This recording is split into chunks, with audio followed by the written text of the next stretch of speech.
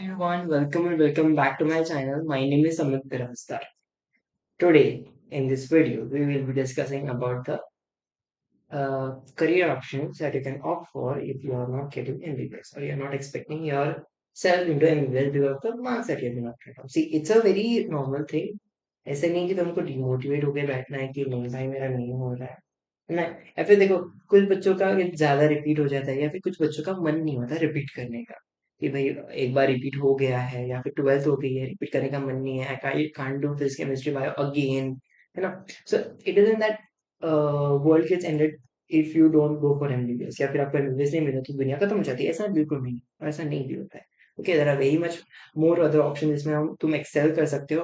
उसका पे स्केल जो है एमबीबीएस की पे स्केल से भी ज्यादा हो सकता है। टुडेज कुछ कुछ ऐसे इंजीनियर्स भी है जो एमबीबीएस से भी ज्यादा कमाते हैं। So depends on the skill you have, depends on the thing और effort you put during the course that you will obtain. Okay, with ठीक है। तो कुछ कोर्स मैं बताऊंगा।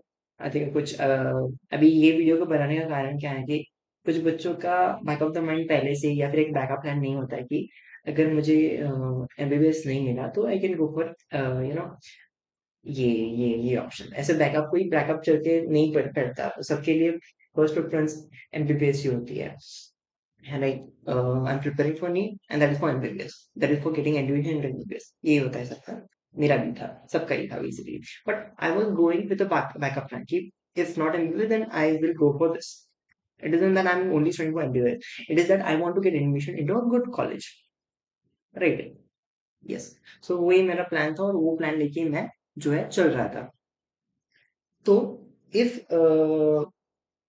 I want to tell you that these are the options you can go for in spite of MBBS, तो पहले तो आप बोलोगे वो ऑप्शंस में आप दो चीज देखोगे। सबसे पहले मैंने भी देखा था, सब बच्चे देखते हैं कि उसमें आपको सिक्योर फ्यूचर मिलता है क्या नहीं, और उसका पे स्केल कितना होगा। ये मैं नहीं, सब देखते हैं। सबको और मायने यही रखता है आजकल कि सिक्योर फ्यूचर है नहीं, बल्कि आगे चल के नौकरी मिलेगी नहीं मिलेगी, ये तुम्हारे सिक्योर फ्यूचर का टर्म आ गया यहाँ पे। और दूसरी बात तो पे स्केल की कि कितना पैसा मिलेगा, बस पैसा चाहिए। I was currently reading Sanskrit, Sanskrit जो भी है BMS, I am currently doing BMS, okay, from Karnataka. So ये दो चीज है कि आज के, है ना, मोस्टली जो भी नीट दे के बच्चे आते हैं वही कंसर्न होता है, या फिर जो भी नीट दे रहे हैं वो कंसर्न होता है कि भाई I am doing MBBS because it has secure future and good पे scale, I am doing this course because it has secure future and good secure future and good पे स्केल। तो वही मायने रखता है। तो वही ऑप्शन मैं अभी आपको बताऊंगा जो कि जिसके अंदर सिक्योर फ्यूचर भी है और गुड पे स्केल भी है। ठीक है। किसी भी, सब मैं पहले बता दूं, किसी भी कोर्स को ज्वाइन करने से पहले, किसी भी कोर्स को ज्वाइन करने से पहले देखो, ऐसा नहीं है कि मैं तुमको पूरा ही बता दूं कि ये है वो है, नहीं। कभी भी एक्सटर्नल इंफॉर्मेशन पूरा सफाइस नहीं होती। आपको खुद रिसर्च करना पड़ता है, आपको खुद हाथ पैर मारने पड़ते हैं अगर उसके, अगर आपको आपकी लाइफ जो है अच्छी बनानी है। सब कुछ यूट्यूब से, सब कुछ गूगल से नहीं मिलता, या फिर सब कुछ ऐसे कोई आके बता नहीं देगा कि भाई ये कर तू, इसमें ये है, इसमें ये है। मैं तुमको चार नाम बताते चलाऊंगा, उस चार में से आपके लिए कोई सा अच्छा है, उसमें उसके प्रोस क्या है, कॉन्स क्या है, सब आपको खुद को देखना पड़ेगा। मैं आके नहीं बताऊंगा। मेरा तो काम नहीं है कि मैं पूरा बता दूं तुमको, क्योंकि देखो, एक खुद का वर्क, एक खुद का एफर्ट भी होता है। सब कुछ ऐसे नहीं मिल जाता हवे में, ठीक है। ये ध्यान में रख लो। ये सिर्फ इसकी नहीं बात कर रहा हूँ कि भाई ये तुमको डिग्री लेने तक ही है। मैं आगे डिग्री में भी बात कर रहा हूँ कि तुमको पूरा नहीं सिखाएंगे। इन जनरल अगर मैं लेक्चर की बात करूँ तो पूरा कुछ नहीं सिखाएगा आपको। चार उस, जो भी आपको समझो, ये बुक है मेरे को संस्कृत की, ये बुक मेरे को मिली है एक, मुझे ये बुक से ही जितना इन्फॉर्मेशन मिलेगा उतना ही सफाइस नहीं है मेरे फ्यूचर के लिए। मेरे को अगर अच्छा बनना है तो मुझको संस्कृत के लिए अलग अलग ऑथर्स के अलग अलग दो या तीन पढ़ने पड़ेंगे for that, making my base stronger, for making my foundation stronger आगे के लिए भी। सो बेसिकली पूरा नहीं सिखाते तुमको। कोई एक प्रोफेसर आएगा, एक कोई सी बुक सिखा के जाएगा, पर आपको वो सीख के भी चार दूसरे बुक सीखने हैं, तभी आपका फ्यूचर होगा। मतलब मैं लेक्चर पॉइंट ऑफ व्यू से बोलता हूँ, है ना। ऐसे कि खुद का एफर्ट जो है डालना तुमको इम्पोर्टेंट है अभी। आगे ट्वेल्थ तक यहाँ चल ठीक है, या फिर ट्वेल्थ या फिर ईयर में तुमको कोचिंग में सब कुछ मिल जाता था, पर आगे से ऐसे नहीं होता। अगर आप डिग्री कोर्सेज में गए, सब कुछ पूरा वो नहीं देंगे। You have to be self sufficient, you have to be very much dependent upon yourself and you have to do hard work on yourself only. कि भाई मेरे को अगर अच्छा चाहिए तो मेरे को हाथ पैर मारने पड़ेंगे, बेसिकली मेरे को ये कहना है। ठीक है। तो before joining any course one needs to understand pros क्या है उसका, क्या कि मैंने ये कोर्स ले लिया तो मेरे को ये बेनिफिट है, ये बेनिफिट है, बेसिकली प्रोस बेनिफिट्स। और कॉन्स क्या है, देखो, अगर मैं आपको चार नाम कोर्स के नाम बता दूंगा, आपको प्रो और कॉन्स खुद को ढूंढने हैं कि भाई ये देख, अगर मैं बात करूँ बीएमएस की, तो मेरे को लैंग्वेज इशू है, मेरे को जो भी चाहिए वो इंग्लिश में ही चाहिए। ऐसे एंशियंट लैंग्वेज वगैरह या फिर संस्कृत वगैरह में होगा तो मेरे को डिफिकल्टी जाएगी पढ़ाई करने में। तो आपका पर्सपेक्टिव है, अगर कोई बच्चा आप पहले संस्कृत पढ़ के रखा है, ठीक है, and has a good grip over Sanskrit, then he can go for BM, like Sanskrit भी अच्छा बेस है उसका, and he is habitual with that language and he can study for BAMS, right? ऐसे नहीं कि BMS संस्कृत के लिए तुम restrict कर सकते हो, it isn't, मैं बताऊंगा, ठीक है। So before joining any course you have to understand the pros of that course and you have to understand the cons of that course process, ठीक है। फिर अभी ये जो कोर्स आप देखोगे वो आपके पहले तो नीट के मार्क्स देख लेते हो कि तुम्हारे नीट के मार्क्स कितने आ रहे हैं। तुमने अभी कैलकुलेट तो कर ही लिए होंगे कि नीट के मार्क्स कितने आ रहे हैं। फिर है ना, ऑनलाइन कोई सा भी एक वेबसाइट है, शायद से मुझे याद नहीं आ रहा, उस पर रैंक प्रेडिक्शन भी करते हैं, रैंक प्रेडिक्शन। अब उससे आपकी रैंक भी देख लो, मतलब इस साल की, अभी आज इस साल पेपर थोड़ा सा काइंड ऑफ टफ आया था, so therefore it might very with the rank. If you have scored 580 590, then वो रैंक अच्छी रैंक हो सकती है आपकी, है ना। तो रैंक प्रेडिक्शन से एक प्रेडिक्शन लगा लो कि हाँ भाई इस 1000 से इस 1000 तक मेरी रैंक आ सकती है इन दिस पे। ये नहीं कि तुम्हारी यही रैंक रहेंगी, वो नहीं होता, but from this point two this point I can guarantee my rank in between, ऐसे, ठीक है। अभी देख लो, मैं बताऊंगा कोर्सेज के नाम। तो पहले तो बात तो आप उसमें से कोई डिसाइड कर लो कि भाई ये दो कोर्स है, मेरे को इन दोनों कोर्स में से इंटरेस्ट है, काउंसलिंग में इन दोनों में से कोई सा एक लूंगा, ठीक है। तो आपको क्या क्या करना है, पहली बात तो you have to interact with the senior that are pursuing that course, okay. For example there is a college named Raja Rajeshwari, it's a college in Karnataka, okay, Raja Rajeshwari,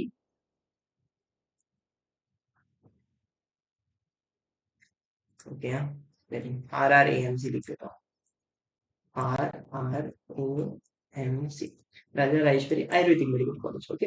then आप क्या करो, अभी राजा राजेश्वरी आयुर्वेदिक मेडिकल कॉलेज का फेसबुक पेज तो होगा, इंस्टाग्राम पेज तो होगा, तो बेसिकली उस पे जाके आपको उनको डीएम करना है कि भाई I am searching for a good Ayurvedic medical college and I observe and had heard from someone that your college is considered as one of the best college in Karnataka for Ayurveda, right? So, is it real? Is it true कि इसमें क्या क्या होता है, फिर आयुर्वेदा में क्या क्या है, फिर है ना, ऐसे ऐसे बेसिक बेसिक से क्वेश्चन उसको पूछ लो, एक दिन इसे डीप नहीं जाना है, ऊपर ऊपर से ब्रीफ ब्रीफ से जो जिनको जो भी इंफॉर्मेशन मिलता है वो तुम ले लो, ठीक है।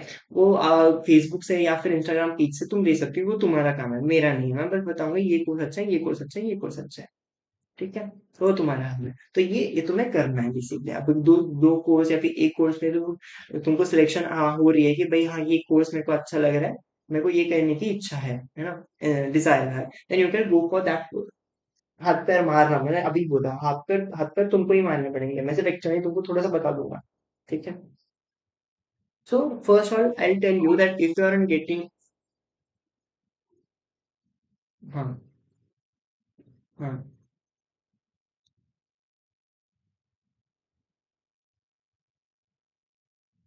तो basically if you are not getting MBBS due to some sort of reasons and you want any other course other than MBBS, you go,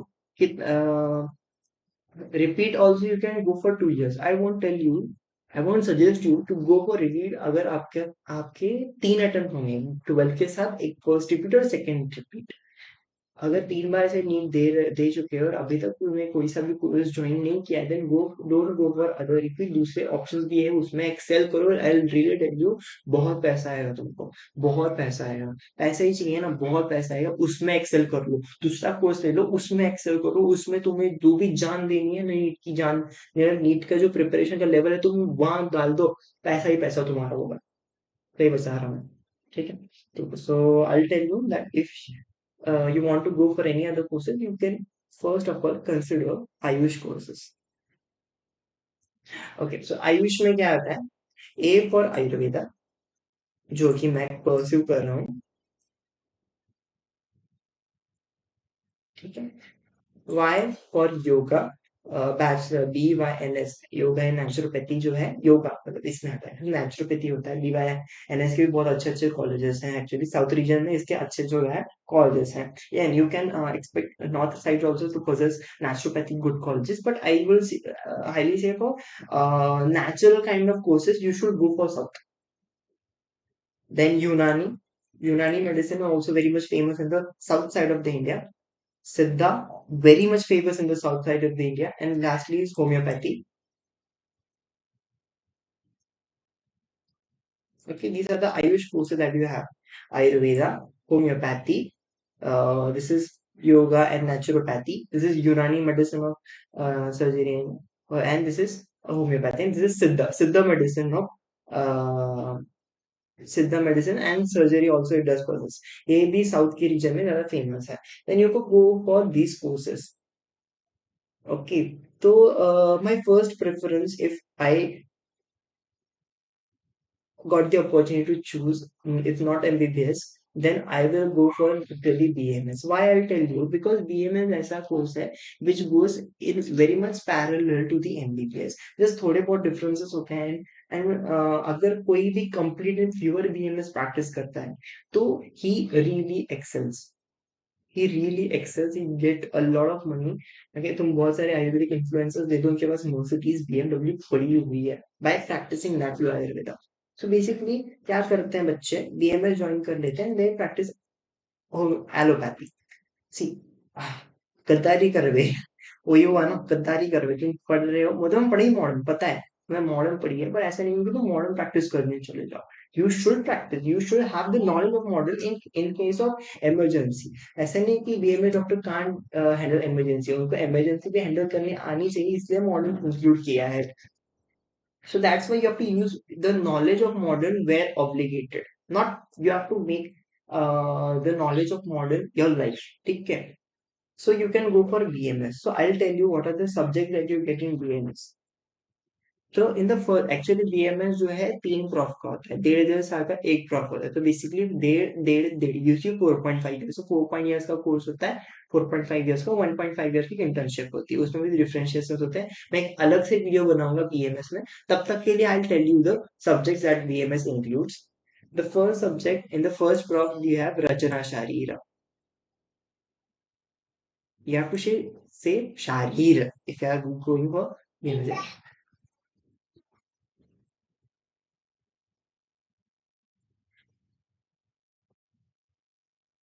Okay, so Rachana Sharir.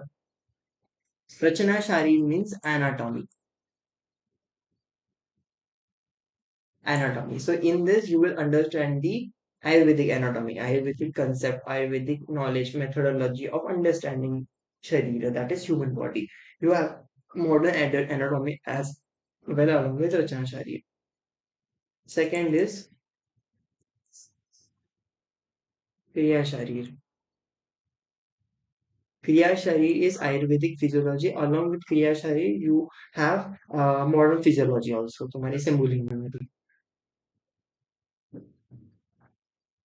Okay.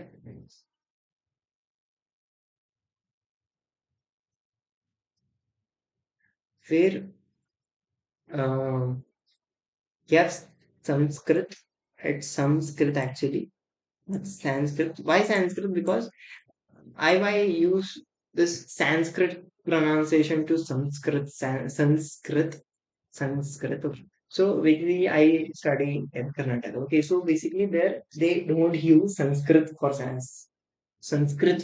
They use Sanskrit for Sanskrit. By staying there and using this terminology Sanskrit, and then being hearing it for a longer time, maybe Sanskrit बोलना सीखा ही like Sanskrit.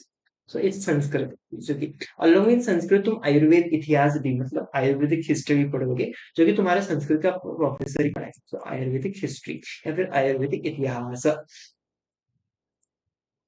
ठीक है. फिर तुम्हें होता है पदार्थ विज्ञान. पदार्थ विज्ञान.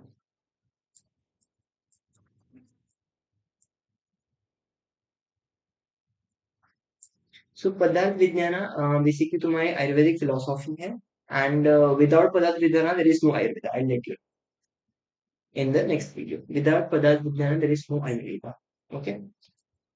Then Padarth Vidyana के बाद you have Samita Siddhanta, Siddhanta के सिद्धांता तो इसमें जो है तुम्हारी चरक संहिता और उसका सूत्र स्थान एंड अष्टांग हृदय these are the two basic books ancient primary books you at support Ayurveda. Charak Samhita actually is a book of medicine and Ashtanga Hridaya is nothing but combination of Shushruta Samhita and Charak Samhita. Basically, the combination of medicine and surgery. A book which compiles the information on medicine and surgery is Ashtanga Hridaya written by Acharya Valbhatta. Okay. These are the subjects in the first prof. In the second prof, you have Roga Nidana. Roga Nidana. Roga Nidana is your pathology. If modern terminology में इसको nice word को explain करूँ that is pathology. Basically, studies regarding the diagnosis of disease. ठीक है. फिर you have रसशास्त्र and वैशज्य Kalpana. रसशास्त्र and वैशज्य Kalpana. So basically, this subject deals about Ayurvedic pharmaceuticals and the medicinal preparations. Okay, so pharmacology अगर कह दो तो तुमको understanding के लिए इजी हो जाएगा. बेसिकली आयुर्वेदिक फार्माकोलॉजी होता है रसशास्त्र एंड वैशज्य कल्पना. ठीक है. एंड द्रव्य गुण द्रव्य गुण द्रव्य गुण एक ऐसा सब्जेक्ट है where you understand about medicinal herb their properties and uses and their names and their difference. बहुत सारे uses importance medicinal for the prepare कैसे यूज होता है ये सब जो है तुम द्रव्य गुण में पढ़ते हो. ठीक है. फिर आया तुम्हारा चारक संहिता. चरक संहिता का सूत्र जो है कि बहुत स्थान होता है. Now, according to which Charak Samhita is divided into different parts. So in this year, Charak Samhita, you understand about हाँ, पूर्वर्धन. ठीक है. This you have Charak Samhita in the second proper. So learn on this thing. Then you have your third block that is your final year basically. Maybe there is alcohol. Now in this year you will understand about swastha vritta.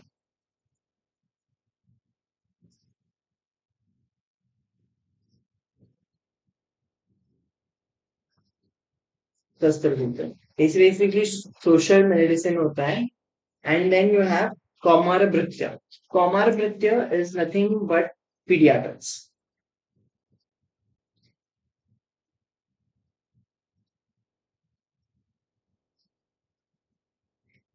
Okay, Kaumara Bhritya. And then you have Agada Tantra. Agada Tantra.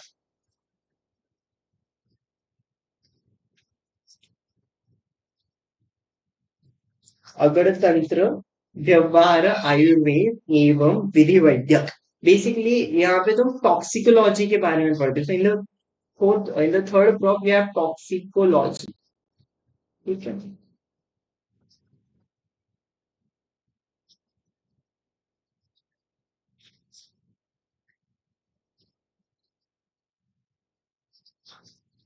Then प्रसूति तंत्र एवं स्त्री रोग. So basically this is gynecology. प्रसूति तंत्र एवं स्त्री रोग. Okay. Then चरक संहिता उत्तर तंत्र. The last portion of the Charak Samhita is called उत्तर तंत्र. उत्तरवर्ग. चरक संहिता. So I think till the last of Charak Samhita is the you have to study Shushruta Samhita along with it, surgery along with it, ENT also along with it in the final second. So this was overall brief about DMS कि ये ये subject तुम्हारे DMS में होते हैं. DMS एक really good option है MBBS के आफ्टर अगर तुमको चूज करना है. ठीक है. क्योंकि एक ऐसा ट्रेंड भी बन गया है कि जो भी एमबीबीएस जिनको नहीं मिलता they really go for BMS and उसका भी फ्यूचर अच्छा है अगर एमडीएमएस तुम करते हो या फिर तुम डायरेक्टली बीएमएस लेके गवर्नमेंट मेडिकल ऑफिसर की भी जॉब पा सकते हो by giving the examination. Okay, और इसके जॉब अपॉर्चुनिटीज भी है जो आपको Modi recommendation that Ayurveda can be very can now walk with the same path as allopathy and are very much similar with the intention as allopathy has। उनकी वजह से job opportunities भी इन आयुर्वेदा में इंक्रीज हो रही है। Okay, you can also work as a pharmaceutical professional, a researcher and different various things। Okay, you can really go for a lecturer and explain and let the aspiring Ayurvedic Vaidyas understand the magic of Ayurveda। ठीक है? Then the only problem that people face during studying Ayurveda is studying with the language problem at the Sanskrit. Okay, so thing is that at least till the last year, you will have Sanskrit more. So for the first year only, the BMS curriculum, that is NCI, which manages BMS curriculum, had added Sanskrit. In the first year, you will get complete understanding of Sanskrit. Thus, making you get familiar with the Sanskrit terminologies and Sanskrit as well. because मैं last year तक easy पढ़ रहा है, तुमको easy कर देगा तुमको last year तक कि भाई तुमको जो भी बता दे तुमको। And without Sanskrit Ayurveda is nothing, without श्लोक का you can't give treatment, you can't understand the concept. ऐसे तुम इंग्लिश इंग्लिश पढ़ लोगे, इंग्लिश एक्सप्लेनेशन होता है, ऐसे ही पूरे संस्कृत में होता है। There is Sanskrit shlokas and complete English explanation जो कि तुम्हारे पार्किंसन काइंड ऑफ तुम्हारे जैसे कि फिजियोलॉजी में पूरा इंग्लिश एक्सप्लेनेशन होता है, वैसे पूरा एक्सप्लेनेशन होगा but along with shloka as an addition. ठीक है, and shloka there act as a mnemonic. अगर तुमको श्लोका आता होगा ना, तुमको पूरा एक्सप्लेनेशन आता होगा, तुमको पूरी थ्योरी आती होगी, तुमको पूरा कंसेप्चुअलाइजेशन उसका आता होगा। And that is the magic of shloka. And without shloka, Ayurveda is nothing. Medicine where practice is nothing. Surgery is also nothing. The surgery also obligates shloka. Okay. फिर मैं बात करूंगा BHMS. You can really go for homeopathy. It's again a good option. BHMS की बहुत अच्छे अच्छे government colleges भी हैं, जिसकी कोलकाता में भी है अच्छा सा गवर्नमेंट कॉलेज है होम्योपैथी का। एंड या if you get excel and you get deep into the knowledge of homeopathy, you get a very much good grip over homeopathy, of course money is yours। After homeopathy you can really go for BDS। Now, my personal view to go for BDS only if you have a family, you have anyone in your family background who is pursuing or who is practicing dental surgery and sciences। Okay, so basically उसके instruments लेना आगे बहुत खर्चा पड़ सकता है। To be very much frank with you कि भाई एकदम ऐसे भाई मुझे टॉक कर दे तो भाई बीएमएस करके तो टेबल कुर्सी डाल के बैठ जो है ना क्लिनिक पे, दो चार चेम्बर रख ले, तेरे पास पैसा आएगा। पर बीडीएस का कैसा है, देखो इंस्ट्रूमेंट्स भी लाने होते, को बहुत सारे इंस्ट्रूमेंट्स भी लाने होते रहेंगे, है ना। तुमको फिर इंस्ट्रूमेंट के हिसाब से तो ट्रीटमेंट भी देनी पड़ेगी, फिर तुमको लिख के आरएक्स भी देना पड़ेगा। अगर तुम बीएमएस करके सिर्फ कुछ नहीं पढ़ा तुमने, सर ठीक है वैसे भी तुम्हें बीएमएस मजे मजे में निपटा गया, तुम्हें चार बुनियादी लिख के नहीं है तो लोगों से 100 रुपए तो ले सकते हैं। अगर तुम्हारे रोज के 5 भी पेशेंट आ गए ना तो बस है, तुम्हारा 500 हो गए ना, सिर्फ वो चिट्ठियां लिख के दे दूंगा।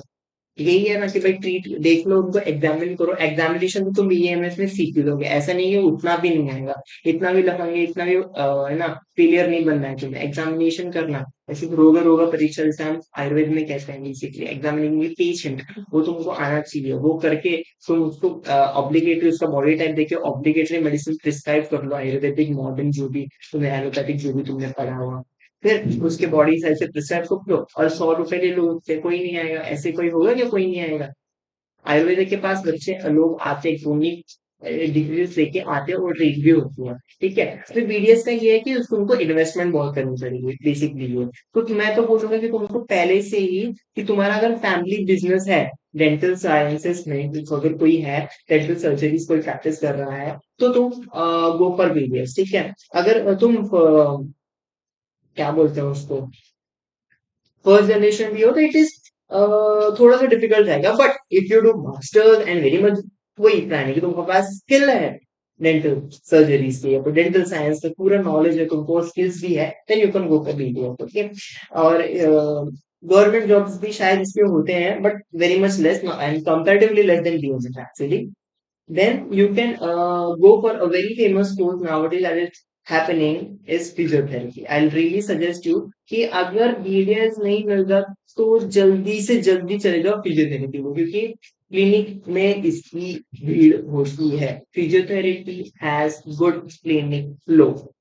पेशेंट आते हैं, and nowadays each and every orthopaedic surgeon, each and every general medicine की doctor is suggesting when you go for physiotherapy your pain, your sufferings will really get reduced in a way. ठीक है. So physiotherapy is again a really good option, and there are various good government colleges in Pune, India as well. Okay, and you can go and pursue physiotherapy from there, and then in future is just right and just right money is yours. ठीक ऐसे नहीं कि तुम clinic आके बैठ लो, तुम home visits कर लो, तुम हॉस्पिटल में तुम्हारी ऐसे ड्यूटी रख लो, तीन तीन ऐसे बार तुम शिफ्टिंग में काम कर लो ना, कि भाई तुम्हारा क्लिनिक भी तुम चला रहे हो, तुम होम विजिट्स भी दे रहे हो, तुम एक हॉस्पिटल से भी ज्वाइन हो. ठीक है. तो तुम्हारे पास क्यों नहीं कमाई आएगी बताओ. कमाई आएगी, चल के आएगी, होम्योपैथी के पास भी आएगी, वीडियो वाले पे आएगी. बस स्किल रखो, जो भी कर रहे हो सच्चे दिल से करो, पूरा नॉलेज ले लो उसका कि हाँ भाई यही मेरे फेट में है, इसको मैं ग्रो करूंगा अपने लाइफ में. ऐसा वाला तुम्हारा हैबिट रखो, ऐसा वाला तुम्हारा एटीट्यूड रखो, ऐसा सबके तुम्हारे पास आएगा. Then you can go for veterinary BVSC and animal husbandry. Veterinary BVSC and animal husbandry, इसमें भी बहुत अपॉर्चुनिटीज है, बहुत अपॉर्चुनिटीज में. Wildlife doctor nowadays those people are caring of their pets so much that they do not care of their own health. पेट की health उनको ज्यादा prioritise करनी पड़ती है. एंड सिटीज ऑल्सो एक बहुत पैसा है वहाँ हर पेशेंट फ्लो. तो I tell you in a city there is one clinic of there is one veterinary clinic, उसमें भी इतनी ज्यादा भीड़. So why won't anybody go for this course, why won't. Okay, बस जानवरों का है वगैरह नहीं होता. those who are animal lovers, those who are aren't afraid of animals, really go for this field. Okay, competition come है and you will earn a very good pay scheme. Okay, you go and go for different various like wildlife होता है, domestic, and in the rural areas, the scope of veterinary, oh my god, what should I say?